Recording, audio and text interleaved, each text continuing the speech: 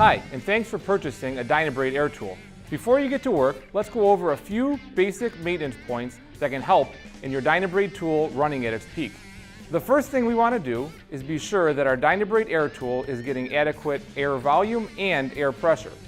All Dynabrade air tools are designed to reach their peak when receiving a consistent flow of air at 90 pounds of pressure.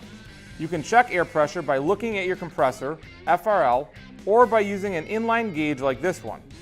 Air pressure works hand in hand with the volume of air being delivered, which is specific to each tool group and can be found at dynabrade.com, on parts pages, or in our literature. The ID of your air hose plays a major role in the air volume delivered, so be sure to check that you're using the recommended size. Too small an ID can restrict airflow and cause your tool performance to suffer.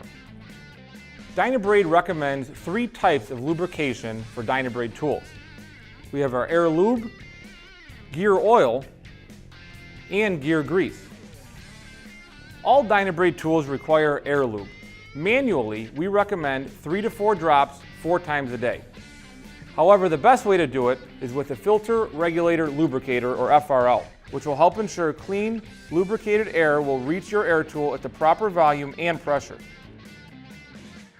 Other types of lubricants used with Dynabrade tools are gear oil and gear grease. Gear oil is used on any right-angle tool. The gear oil ensures that the gears mesh properly. Gear oil should be applied for every 8 hours of runtime. Gear grease is used with any of our planetary geared tools that run slower with a lot of torque. These include our Dynastraights and Dynasures. This should be applied every 40 hours of runtime.